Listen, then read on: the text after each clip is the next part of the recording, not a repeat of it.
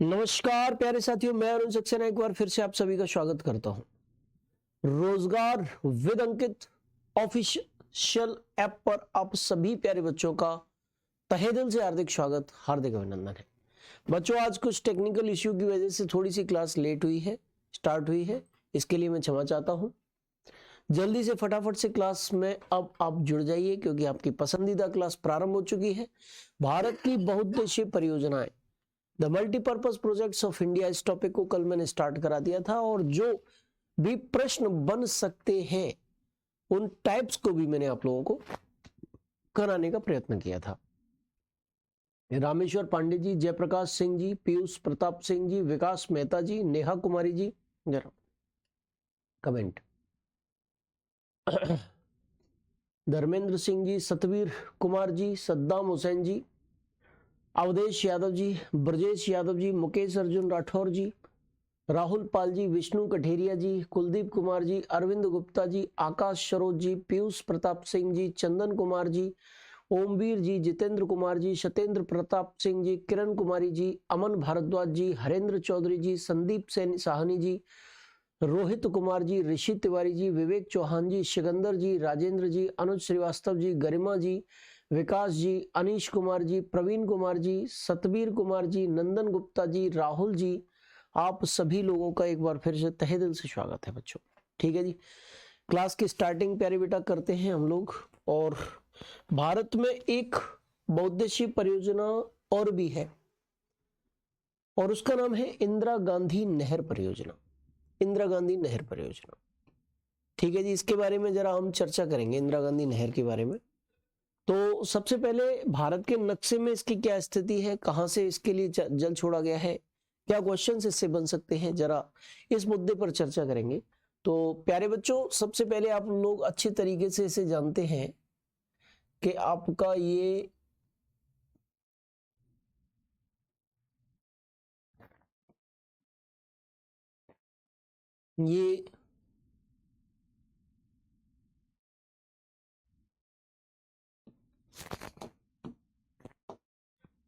यहां पर आप देखिए फटाफट से, ये भारत का एक नक्शा है।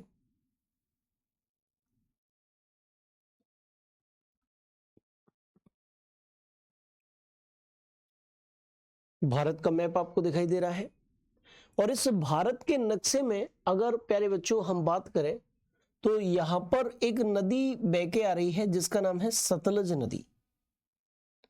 क्या नाम है? सतलज नदी नाम है, सतलज।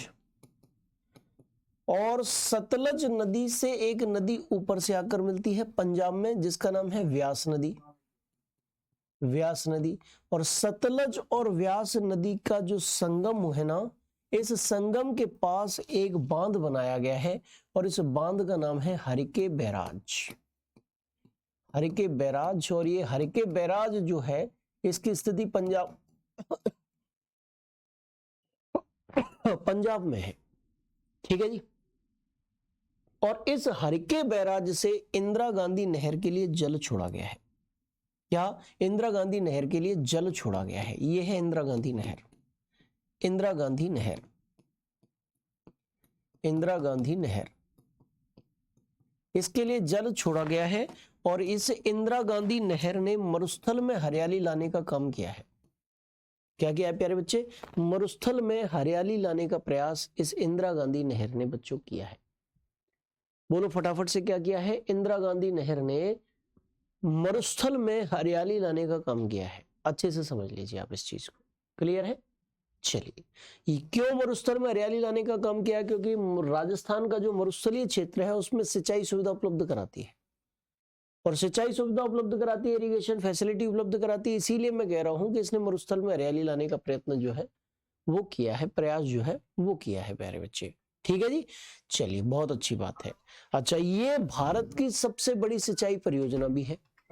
अगर आपसे क्वेश्चन पूछा जाए कि बताइए भारत की सबसे बड़ी सिंचाई परियोजना कौन सी है, तो आप क्या आंसर लगाएंगे कि भारत की सबसे बड़ी सिंचाई परियोजना बच्चे आपकी इंदिरा गांधी नहर परियोजना ही है। बेटा मेरी तरफ से आवाज में कोई कमी नहीं है। देखिए पूरी तरीके से आवाज जितना नजदीक हो सकता है माइक मैंने अपने मुख के पास उतना ही नजदीक रख रखा है। ठीक है जी, तो मेरी तरफ से कोई कमी नहीं है प्यारे बच्चों। आप ये सोचें कि मेरी तरफ से कोई कमी है, नहीं, मेरी तरफ से कमी नहीं है। ठीक है जी। बेटा अंशु यादव जी, आप में से कोई भी ब्लॉक नहीं है। सूरज कुमार मलागर जी, आप ऐसा मत सोचा करिए, मैंने आज तक किसी भी बच्चे को अपनी क्लास में ब्लॉक नहीं करवाया है। ठीक है जी, किसी भी बच्चे को नहीं करवाया है। तो अगर आपसे क्वेश्चन पूछा जाए बच्चों कि भारत की सबसे बड़ी सिंचाई परियोजना कौन सी है, भारत की सबसे बड़ी सिंचाई परियोजना, भारत की सबसे बड़ी सिंचाई परियोजना, सबसे बड़ी सिंचाई परियोजना,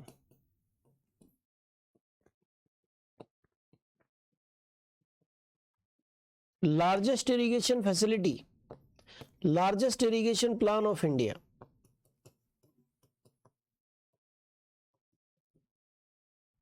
प्लान ऑफ इंडिया या प्रोजेक्ट ऑफ इंडिया,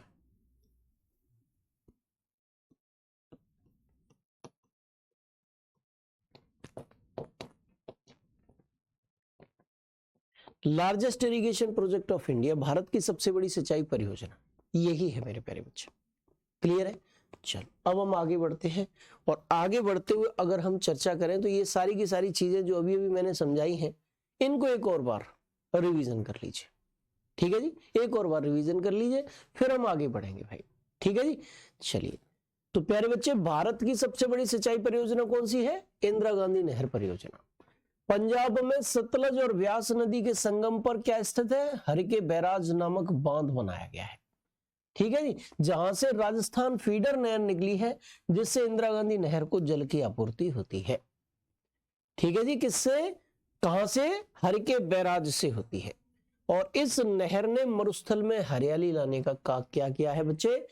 कम किया है, क्योंकि राजस्थान का जो मरुस्थलीय क्षेत्र है वहां पर सिंचाई की सुविधा उपलब्ध कराई है, और वहां सिंचाई की सुविधा से कई जगहों पर फसलों का उत्पादन जो है वो किया जा रहा है बच्चों। ठीक है जी, अच्छा चलिए अब हम आगे बढ़ेंगे प्यारे साथी, और आगे बढ़ते हुए नेक्स्ट अब क्या है जो इंपॉर्टेंट क्वेश्चंस विशेष परियोजनाओं से बन सकते थे वो मैंने आपको कराए हैं। अब हम सीधे चलते हैं जो परियोजनाएं हैं उनसे संबंधित। एक तरफ टेबल दे रखी है, देखिए परियोजना एक तरफ, नदी दूसरी तरफ, राज्य तीसरी तरफ। आपसे क्या क्वेश्चन बन सकता है? आपसे क्वेश्चन बन सकता है कि परियोजना कौन सी है। दूसरा क्वेश्चन, वो परियोजना किस नदी पर है। तीसरा क्वेश्चन, वो परियोजना, उस परियोजना से लाभान्वित राज्य कौन से हैं। वो परियोजना किन राज्यों की संयुक्त परियोजना है। ऐसे करके क्वेश्चन बहुत बन सकते हैं बच्चों। ठीक है जी। आनंद कुमार जी, सर हमें डाउट है, मेरा सिर फट गया, मेडिकल में दिक्कत हो। बेटा एक बार ये डॉक्टर से कंसल्ट आप कर लीजिए प्लीज, इस संबंध में मुझे जानकारी ज्यादा नहीं है। ठीक है जी, हाँ लेट क्लास शुरू हुई। हाँ जी अभय गुप्ता जी, आज टेक्निकल प्रॉब्लम की वजह से लेट शुरू हुई है क्लास। ये आएगा सब। हाँ बेटा अब देखो अल्प मौर्य जी, आने को तो कुछ भी आ सकता है, लेकिन मेरा प्रयत्न है कि जो मैं जितना अपना बेस्ट दे सकता हूं वो मैं देने का प्रयत्न कर रहा हूं। ठीक है जी, लिखना है सर। अनिल कुमार जी आप लिखना चाहें तो लिख भी सकते हैं, अदरवाइज बोर्ड पीडीएफ आपको मिलता ही है, आपको मुझे नहीं लगता कोई दिक्कत होनी चाहिए। आप आराम से पढ़िए, समझने पर ध्यान दीजिए। ठीक है जी, और बाद बाकी आप लिखना चाहें तो बोर्ड पीडीएफ आपको मिलती है, बोर्ड पीडीएफ की सहायता से आप लेखन कर सकते हैं। रिटन पीडीएफ को कंसीडर करने से पहले एक बार बोर्ड पीडीएफ से उसका मिलान कर लीजिएगा, कहीं कोई गलती हो सुधार लेना, अगर कोई ज्यादा गलती रह जाए मुझे बता देना, मैं सुधरवा दूंगा। ठीक है जी, चलिए अब मैं थोड़ा सा पढ़ाता हूं बच्चे, क्योंकि अगर मैं ज्यादा आपके कमेंट पे ध्यान दूंगा तो फिर मैं पढ़ा नहीं पाऊंगा। ठीक है, अच्छा पौंग बांध परियोजना किस नदी से संबंधित है? तो बच्चे व्यास नदी से संबंधित है। और ये पौंग बांध परियोजना जो है उससे लाभ किन किन राज्यों को हो रहा है? तो जिन जिन राज्यों को इससे लाभ हो रहा है वो है पंजाब, हरियाणा, राजस्थान और हिमाचल प्रदेश। पंजाब, हरियाणा, राजस्थान, हिमाचल प्रदेश, ये राज्य है। ठीक है जी, क्या ये राज्य है, इनको लाभ हो रहा है। अब इसके बाद तुंगभद्रा परियोजना, तुंगभद्रा परियोजना तुंगभद्रा नदी से संबंधित है। कर्नाटक और तेलंगाना की संयुक्त परियोजना है। क्या कर्नाटक और तेलंगाना राज्य जो है इस तुंगभद्रा परियोजना से लाभान्वित है, ऐसे हम कह सकते हैं। अच्छा, नागार्जुन परियोजना किस नदी से संबंधित है? कृष्णा नदी से संबंधित है। और आंध्र प्रदेश और तेलंगाना जो है वो इससे लाभान्वित है, वो इससे लाभान्वित। क्या कौन कौन से? आंध्र प्रदेश और तेलंगाना जो है वो इससे लाभान्वित है। ठीक है बच्चों, चलिए इसके बाद उकाई परियोजना की बारे में बात करेंगे। ये ताप्ती नदी से संबंधित है और गुजरात राज्य जो है वो इससे लाभान्वित है। क्या गुजरात राज्य जो है वो ताप्ती नदी से, ये जो परियोजना है उकाई परियोजना, वो उससे लाभान्वित राज्य है बच्चों। ठीक है जी। अच्छा, फरक्का परियोजना किस नदी से संबंधित है? गंगा नदी से। और कौन सा राज्य लाभान्वित है? पश्चिम बंगाल राज्य लाभान्वित है। कौन सा राज्य लाभान्वित है? पश्चिम बंगाल राज्य जो है वो लाभान्वित राज्य है इससे। ठीक है जी। अच्छा, इसके बाद सरदार सरोवर बांध परियोजना, ये नर्मदा नदी से संबंधित है बच्चे। लाभान्वित राज्य मध्य प्रदेश, महाराष्ट्र, गुजरात और राजस्थान है। ये राज्य से लाभान्वित है, प्रॉफिट प्राप्त कर रहे हैं, लाभ प्राप्त कर रहे हैं। अच्छी तरीके से आप समझने का प्रयत्न करिएगा। टनकपुर परियोजना किससे संबंधित है? शारदा ऑब्लिक काली नदी से संबंधित है। और भारत और नेपाल जो देश है वो इससे लाभ को प्राप्त कर रहे हैं, प्रॉफिट को गेन कर रहे हैं बच्चों। क्लियर है? चलिए इसके बाद तुलबुल परियोजना किस नदी से संबंधित है? झेलम नदी से। कौन सा राज्य लाभ प्राप्त कर रहा है? जम्मू कश्मीर प्राप्त कर रहा है। ठीक है जी। कौन सी एक तरफ दे रखी है परियोजना, दूसरी तरफ दे रखी है नदी, और तीसरी तरफ दे रखे हैं लाभान्वित राज्य। लाभान्वित राज्य। ठीक है जी, ये सारी चीजें दे रखी हैं। अच्छा, सलाल परियोजना किस नदी से संबंधित है? तो चिनाब नदी से संबंधित है। चिनाब नदी से संबंधित है। और राज्य कौन सा है बच्चे? तो राज्य है इसका जम्मू एंड कश्मीर। राज्य कौन सा है? जम्मू एंड कश्मीर राज्य है इसका। ठीक है जी, जम्मू एंड कश्मीर राज्य है इसका। थीन बांध परियोजना, थीन बांध परियोजना, रंजीत सागर बांध परियोजना रावी नदी से संबंधित है और पंजाब राज्य जो है इससे लाभान्वित है। कौन सा राज्य लाभान्वित है बेटा? पंजाब राज्य लाभान्वित है इससे। ठीक है जी। कोयना परियोजना किस नदी से संबंधित है? कोयना नदी से। लाभान्वित राज्य कौन सा है? महाराष्ट्र है। माता टीला बांध परियोजना किस नदी से संबंधित है? बेतवा नदी से। उत्तर प्रदेश और मध्य प्रदेश लाभान्वित है। टेहरी बांध परियोजना किससे संबंधित है? भागीरथी और बिलांगना नदियों के संगम से 1.5 किलोमीटर नीचे है। अगर बिलांगना नदी ऑप्शन में ना भी आए तब भी आप भागीरथी नदी को आंसर लगा सकते हैं। ठीक है जी। वैसे भागीरथी बिलांगना नदी से 1.5 किलोमीटर नीचे ये जो है भागीरथी और बिलांगना नदियों के संगम से 1.5 किलोमीटर नीचे ये बांध बनाया गया है। उत्तर प्रदेश और उत्तराखंड जो है इससे लाभान्वित होते हैं। कोसी परियोजना कोसी नदी से संबंधित है। बिहार और नेपाल बिहार राज्य और नेपाल देश इससे लाभान्वित होते हैं। ठीक है जी बच्चे, चलिए सरदार सरोवर, इसी पर डैम स्टैच्यू ऑफ यूनिटी बना है। सरदार सरोवर एक बांध है बेटा जो नर्मदा नदी से संबंधित है। और ये सरदार सरोवर बांध बनाने के लिए सरकार को पापड़ बेलने पड़ गए, क्योंकि सरदार सरोवर बांध के कारण जो पर्यावरणीय हानि हो रही थी, जो लोगों को विस्थापित किया गया था, उसके विरोध में नर्मदा बचाओ आंदोलन चला दिया गया था मेधा पाटेकर, बाबा आमटे आदि सामाजिक कार्यकर्ताओं ने। तो इसके लिए इस वजह से सुप्रीम कोर्ट आदि में मामला चला गया। तो जवाहरलाल नेहरू जी ने सरदार सरोवर बांध का क्या किया था? नींव डाली थी। और नरेंद्र मोदी जी के काल में वो शुरू हो पाया। विस्थापित जो थे उनका पुनर्वास की अच्छी व्यवस्था की। पर्यावरण जो प्रभावित हो रहा था उसके लिए जो प्रभावित ना हो इसकी व्यवस्था सरकार ने की, तब जाके ये बांध कंप्लीट हो पाया बच्चों। ठीक है जी। हाँ, गंगा नदी कहां से बनती है बेटा? शंकर कुमार पांडे जी मैंने बता दिया है। काली नदी नेपाल में बहती है भाई, नेपाल में बहती है। कोई भी ब्लॉग नहीं है प्रदीप सिंह जी। राजीव कुमार जी बेटा जो चीज समझ में नहीं आ रही मुझे बता दीजिए, मैं तुरंत उसका आंसर आपको बता दूंगा। ठीक है जी। हाँ, वीर प्रजापति जी सर ये बताओ बताओ क्या बताना है? विशाल शर्मा जी ट्रिक, बेटा इनकी कोई ट्रिक नहीं है। अब मैं ट्रिक बताऊंगा तो 2-2 4-4 की एक ट्रिक होगी और बहुत सारी हैं तो ट्रिक ही 5-7 हो जाएंगी, फिर ट्रिक याद करने में भी तुम्हें दिक्कत होगी। अच्छा, पॉलिटी हिस्ट्री भी मैं पढ़ाने लग जाऊं? अच्छा सर, ये प्रॉब्लम है कि कहीं भी पेपर लीक ना हो जाए। अब बेटा वो तो सरकार ही कुछ कर सकती है इस संबंध में, तो सुधार के लिए मैं तो एक शिक्षक हूं, मैं क्या कर सकता हूं इसमें। बेटा इंग्लिश में नोट्स, इंग्लिश हिंदी दोनों ही लिखी होती है मेरे हर पीडीएफ में, इंग्लिश हिंदी रितेश यादव जी दोनों चीज लिखी होती है। टेस्ट जल्दी ले लेंगे बेटा, है हमारी भी बारी ले लो वीर प्रजापति जी। अरे तो तुम क्वेश्चन तो पूछो। चलिए बहुत अच्छा, अब हम आगे बढ़ जाए। श्रीकांत जी आगे बढ़े अब, ठीक है चलिए आगे बढ़ते हैं। तो परियोजना इत्यादि की चर्चा हमने की है, कुछ परियोजनाएं शेष बची हैं।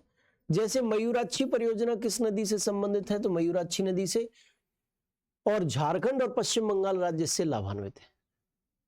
पोचमपाद परियोजना किस नदी से संबंधित है? तो गोदावरी नदी से, और आंध्र प्रदेश और कर्नाटक राज्य से लाभान्वित है। जमुनालाल बजाज सागर परियोजना किससे संबंधित है? माही नदी से, और गुजरात राज्य से लाभान्वित। गुजरात राज्य जो है इससे लाभान्वित है। अच्छी तरीके से आप समझ लीजिए, क्लियर वे में समझ लीजिए, ठीक है जी।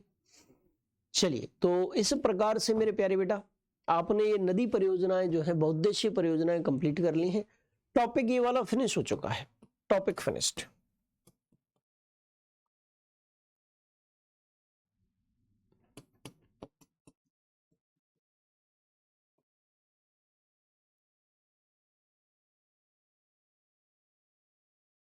Topic finished. अब नदियों से संबंधित जो टॉपिक्स थे बेटा, नदियों को मैंने अच्छे तरीके से कराया, जलप्रपात मैंने अच्छे तरीके से करा दिया आप लोगों को, और बहुउद्देशीय परियोजनाएं भी करा दी, ठीक है जी। लेकिन अभी भी एक नदी से जुड़ा हुआ एक सेक्शन रह गया है जहां से क्वेश्चन पूछे जा सकते हैं। और वो सेक्शन कौन सा है प्यारे बच्चे? वो सेक्शन है नदी के किनारे बसे हुए शहर। कौन सा शहर, कौन सा प्रमुख शहर किस नदी के किनारे बसा हुआ है, ये चीज रह गई है। यहां से भी क्वेश्चन पूछा जा सकता है, और मैं चाहता हूं कि जितना संभव हो सके आप तक चीजें मैं पहुंचा दूं। तो प्यारे बेटा यहां पर देखिए कि आगरा शहर कहां का शहर है? यूपी का, और किस नदी के किनारे है? यमुना नदी के किनारे है बच्चे। आगरा शहर यूपी का शहर है, और किस नदी के किनारे है? यमुना। मथुरा शहर भी उत्तर प्रदेश का ही शहर है, यमुना नदी के किनारे। दिल्ली भारत की राजधानी है, यमुना नदी के किनारे। वाराणसी भी यूपी का ही शहर है, गंगा नदी के किनारे। ठीक है जी, अच्छी तरीके से आप ये देख लीजिए। प्रश्न कैसे पूछेगा? सीताराम चौधरी जी ऐसे ही पूछेगा, बताओ आगरा किस नदी के किनारे है? तो आप आंसर लगाओगे यमुना नदी के किनारे है, ऐसे करके क्वेश्चन पूछेगा आपसे। ठीक है जी, ये सारी की सारी जिस प्रकार से क्वेश्चन पूछे जा सकते हैं, सारा के सारा मैटर आपके सामने है। ठीक है, वाराणसी किस नदी के किनारे है? गंगा नदी के किनारे है। दिल्ली किस नदी के किनारे है? यमुना नदी के किनारे है। मथुरा किस नदी के किनारे है? यमुना नदी के किनारे है। ठीक है, अच्छा कुछ और शहर भी है, इंपॉर्टेंट भी है, प्रश्न भी पूछा जा सकता है, और जरूरी भी है इनको बताना। यहां देखिए हरिद्वार कहां का है? उत्तराखंड का। और बच्चे उत्तराखंड का शहर किस नदी के किनारे है? गंगा नदी के। कानपुर कहां का शहर है? यूपी का। किस नदी के किनारे? गंगा। कन्नौज कहां का शहर है? यूपी के। किस नदी के किनारे? गंगा। पटना किस नदी कहां का शहर है? बिहार का। किस नदी के किनारे? गंगा। प्रयागराज किस जगह का शहर है? यूपी का। कहां, किस नदी के किनारे? गंगा यमुना सरस्वती के किनारे। गंगा यमुना सरस्वती का संगम होता है यहाँ। ठीक है जी, गंगा यमुना और सरस्वती का संगम होता है, और इनमें से ये जो सरस्वती नदी है वो वर्तमान समय में क्या हो चुकी है? विलुप्त हो चुकी है, गायब हो चुकी है। अतः हम कह सकते हैं गंगा और यमुना का संगम होता है, संगम नगरी है ये, और इसका नाम है प्रयागराज। प्रयागराज क्या है बेटा? संगम नगरी है। ठीक है जी, अच्छी तरीके से यहां पर इसको देख लीजिए। नेक्स्ट प्रश्न स्क्रीन पर आपके सामने है। नेक्स्ट प्रश्न में क्या बोला गया है कि उज्जैन कहां का शहर है? मध्य प्रदेश का। किस नदी के किनारे? क्षिप्रा के। बद्रीनाथ कहां का शहर है? उत्तराखंड का। और किस नदी के किनारे है? तो अलकनंदा नदी के किनारे। केदारनाथ कहां का शहर है? उत्तराखंड का। किस नदी के किनारे है बच्चों? मंदाकिनी नदी के किनारे। कोलकाता कहाँ का शहर है? पश्चिम बंगाल का। और किस नदी के किनारे है भैया? तो हुगली नदी के किनारे। और हैदराबाद कहाँ पर है? तेलंगाना की राजधानी है। किस नदी के किनारे है? तो मूसी नदी के किनारे है। किस नदी के किनारे है? तो मूसी नदी के किनारे है। ठीक है जी। इसके बाद मेरे प्यारे साथी यहां पर आप देख पा रहे हैं डिब्रूगढ़ कहां का शहर है? असम का। किस नदी के किनारे है? ब्रह्मपुत्र नदी। गुवाहाटी कहां का शहर है? असम का। किस नदी के किनारे है भैया? तो ब्रह्मपुत्र नदी के। लखनऊ कहां का शहर है? यूपी का। किस नदी के किनारे? गोमती के। बरेली कहां का शहर है? यूपी का। किस नदी के किनारे? रामगंगा नदी के। और अयोध्या कहां का शहर है? यूपी का। किस नदी के किनारे? सरयू नदी के किनारे है। ठीक है जी। ये आपके सामने दे रखे हैं कौन सा शहर किस नदी के किनारे है। कौन सा शहर किस नदी के किनारे स्थित है, ये आप अच्छी तरीके से देख लीजिए। ठीक है जी। महत्वपूर्ण शहर मैंने आपको करा दिए। अब इसके बाद एक नेक्स्ट टॉपिक हम लोगों को स्टार्ट करना है और वो नेक्स्ट टॉपिक का नाम है भारत के खनिज। वो वाला टॉपिक भी कंप्लीट हो गया। अब कई बच्चों के प्रश्न आ रहे हैं कि विलुप्त कैसे हो गई भाई गुरुजी। कृष्णकांत गुर्जर जी पूछ रहे हैं, कुलदीप कुमार जी पूछ रहे हैं। देखो मेरे प्यारे बच्चों, जब हम ऋग्वेद को पढ़ते हैं तो उसमें जो सरस्वती नदी है उसे नदी तमा, माते तमा, देवी तमा इत्यादि नामों से पुकारा गया है।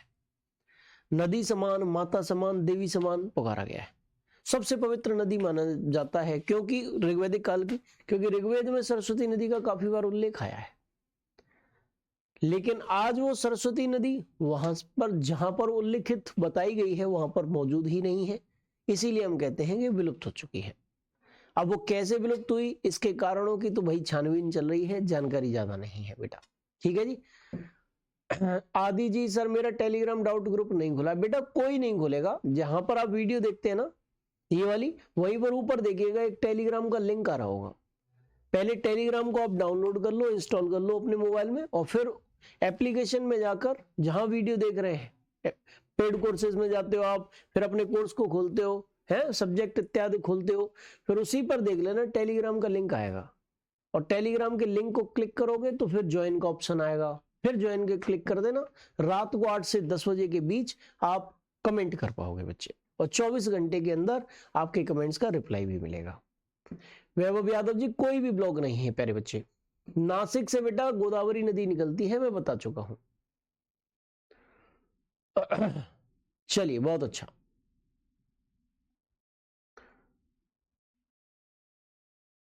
सर कितनी क्लास होंगी भूगोल में? बेटा जल्द अभी ऐसी कोई जल्दबाजी नहीं है प्रदीप कुमार जी। जैसे ही कोई मतलब आपके पेपर का टाइम नजदीक आएगा और सिलेबस रह भी जाएगा तो फिर मैराथन क्लासेस के जरिए कंप्लीट कराया जाएगा। आप परेशान मत हो, सिलेबस कंप्लीट हो जाएगा पेपर से पहले। ठीक है जी। सूरज कुमार मलाकर जी बेटा अब मैं कुछ नहीं कह सकता कि सरस्वती नदी कैसे विलुप्त हुई। ठीक है जी। चलिए बहुत अच्छा, आगे बढ़े, आगे बढ़ते हैं। तो सबसे पहले हम बेटा नेट टॉपिक स्टार्ट करने जा रहे हैं। पुराना टॉपिक जो है वो फिनिश हो चुका है, टॉपिक फिनिश्ड।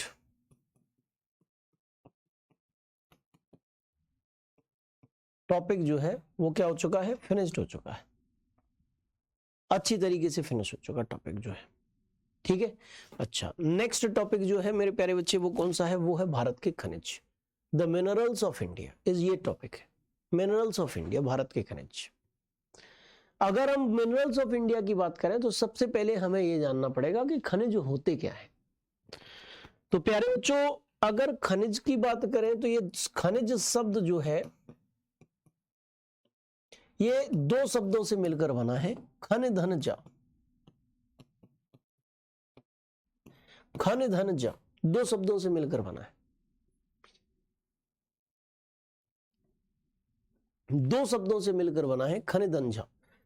खन धन जा का मतलब है खन यानी कि खान या भूमि के अंदर से निकाला गया, ऐसे हम कह सकते हैं।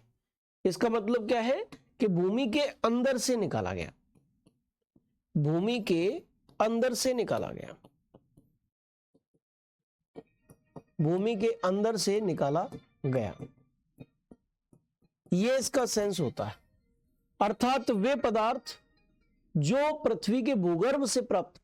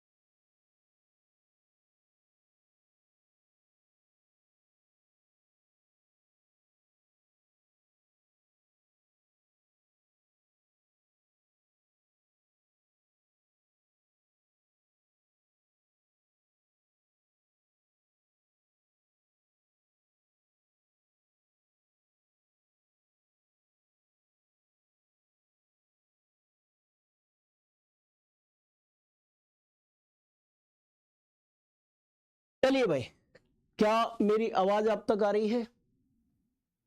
क्या आवाज आ रही है? आपके कमेंट्स शो नहीं हो पा रहे थे भाई बीच में, तो इसलिए थोड़ी सी देर के लिए क्लास रोकनी पड़ी, इसके लिए मैं क्षमा चाहूंगा। आपके कमेंट्स यहां से एकदम गायब हो गए थे, डिस्प्ले चली गई थी, इसलिए 1 मिनट के लिए ब्रेक देना पड़ा। ठीक है, तो मैं आपको बता रहा हूं कि भूमि के अंदर से निकाला गया पदार्थ, भूगर्भ से निकाला गया पदार्थ जो है वो खनिज कहलाता है। भूमि के अंदर से या भूगर्भ से निकाला गया पदार्थ जो है वो क्या कहलाता है? वो खनिज कहलाता है। प्यारे बच्चों, समझ में आ रहा है? क्लियर है? एकदम से क्लियर है कि नहीं है? चलिए ये देख लीजिए आप अच्छी तरीके से। तो खन धन ज से मिलकर बना खनिज। अच्छा, इसकी कुछ विशेषताएं होती हैं। एक पहली विशेषता तो यही हो गई कि भूगर्भ से निकाला गया पदार्थ, भूगर्भ से निकाला गया पदार्थ, भूगर्भ से निकाला गया पदार्थ, पहली चीज तो यही है। ठीक है जी। दूसरी चीज क्या है प्यारे बच्चे? दूसरी चीज जो है वो क्या है? अब दूसरी चीज मेरे प्यारे बच्चे इसमें ध्यान रखिएगा कि एक निश्चित रासायनिक संगठन होना चाहिए, इसका निश्चित रासायनिक संगठन होना चाहिए, निश्चित रासायनिक संगठन होना चाहिए। यानी कि केमिकल कंपोजिशन जो है इसका फिक्स होना चाहिए। क्या केमिकल कंपोजिशन फिक्स होना चाहिए इसका।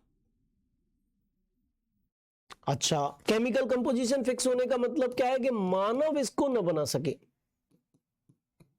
मानव न बना सके, मानव न बना सके, मानव इसको निर्मित न कर सके, इस प्रकार से इसका रासायनिक संगठन होना चाहिए। बोलो क्लियर है, समझ में आया। अच्छा चलिए, इसके बाद हम लोग ये खनिज क्या होता है ये तो जान गए। अब खनिज कितने प्रकार का होता है जरा इसको भी हम लोग जान देते हैं। ठीक है जी, चलिए इधर देखें। खन धन खानों से निकला हुआ अर्थात पृथ्वी के भूगर्भ से निकाला गया पदार्थ जिसका एक निश्चित रासायनिक संगठन हो, जिसे मानव न बना सके, वो खनिज कहलाता है। वो क्या कहलाता है बच्चे? उसे हम खनिज कहते हैं, उसे खनिज कहा जाता है। ठीक है बच्चे, चलिए इसके बाद खनिजों को उपलब्धता के आधार पर 3 भागों में बांटा जा सकता है। अब मैंने बोला था ना कि खनिज कितने प्रकार के होते हैं, इस चीज को जानना भी बहुत जरूरी है। तो खनिजों को उपलब्धता के आधार पर 3 वर्गों में बांटा जाता है। एक है धात्विक खनिज, एक है अधात्विक खनिज, एक है ऊर्जा खनिज। एक है धात्विक खनिज, एक है ऊर्जा खनिज, एक है अधात्विक खनिज। धात्विक खनिज क्या होता है मेरे प्यारे बच्चे? धात्विक खनिज क्या होता है उसे अंग्रेजी में कहते हैं मेटेलिक मिनरल। दूसरा खनिज है अधात्विक खनिज जिसे कहते हैं नॉन मेटेलिक मिनरल। और तीसरा खनिज है ऊर्जा खनिज जिसे अंग्रेजी में कहते हैं एनर्जी मिनरल्स। सबसे पहले हम धात्विक खनिज की चर्चा करते हैं। प्यारे बच्चे, सबसे पहले किसकी चर्चा करते हैं? धात्विक खनिज की चर्चा करते हैं। धात्विक खनिज, धात्विक खनिज, मेटेलिक मिनरल्स, मेटेलिक मिनरल, ये क्या होते हैं? धात्विक खनिज क्या होते हैं? मेटेलिक मिनरल्स क्या होते हैं? जाहिर सी बात है कि नाम से ही पता चल रहा है कि धात्विक खनिज क्या है। धात्विक खनिज का मतलब ये है ऐसे खनिज जिसमें धातु का अंश हो,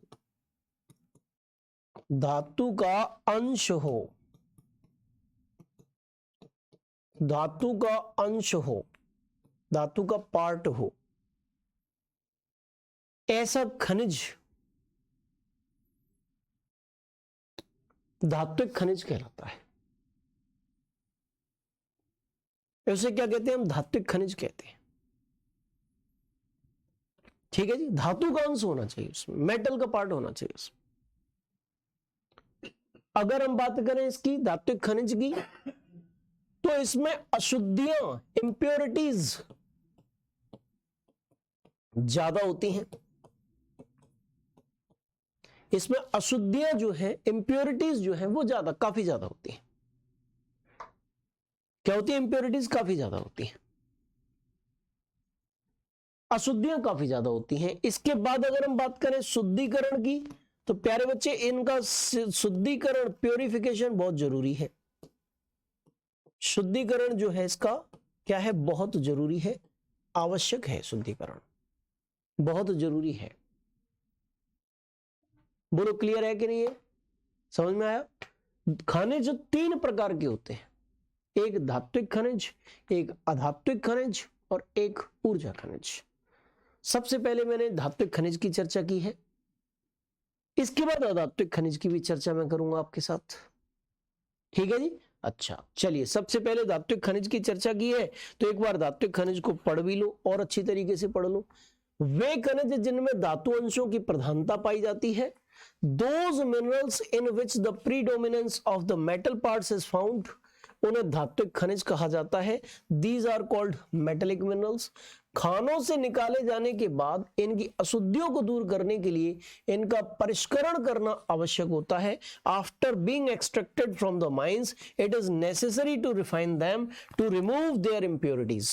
ठीक है जी, क्योंकि इनमें अशुद्धियां जो है ज्यादा होती हैं, इसीलिए इनका परिष्करण, इनकी इंप्योरिटीज को दूर करना बहुत जरूरी होता है बच्चों।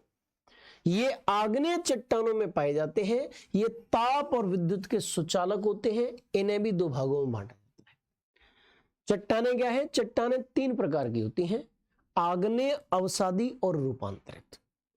इस प्रकार से तीन चट्टानें पाई जाती हैं बच्चे, आग्नेय, अवसादी और रूपांतरित, तो तीन प्रकार की चट्टानें पाई जाती हैं। ठीक है प्यारे बच्चे। अच्छा, उनमें से आग्नेय चट्टान जो विशेष तौर पर ज्वालामुखी के लावा के ठोस होकर जमने के कारण, ठंडा व ठोस होकर जमने के कारण बनती है, उस आग्नेय चट्टानों में धात्विक खनिज पाए जाते हैं।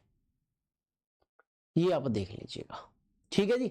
अच्छा, इसके बाद ये ताप और विद्युत के सुचालक हैं। यहां पर एक शब्द आया सुचालक, तो सुचालक का मतलब क्या है? सुचालक का मतलब है प्यारे बेटे, सुचालक का मतलब क्या है? सुचालक का मतलब यह है कि इनमें विद्युत का और ऊष्मा का प्रवाह आसानी से हो सकता है, फ्लो आसानी से हो सकता है। ये इसका सेंस है, ये इसकी मीनिंग है। अच्छा, अब हम बात करें इसके टाइप्स की, तो ये दो प्रकार के होते हैं, धात्विक खनिज। धात्विक खनिज कितने प्रकार के होते हैं? मेटालिक मिनरल कितने प्रकार के होते हैं? तो धात्विक खनिज बच्चों दो प्रकार के होते हैं। एक है लौह खनिज, लौह खनिज, लौह खनिज, iron mineral, iron minerals, mineral कह लीजिए, और दूसरा है अलौह खनिज, अलौह खनिज यानी कि नॉन आयरन मिनरल्स।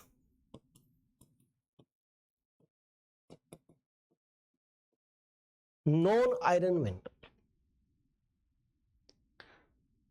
लौह खनिज यानी कि आयरन मिनरल, और अलौह खनिज यानी कि नॉन आयरन मिनरल। दो प्रकार के ये होते हैं।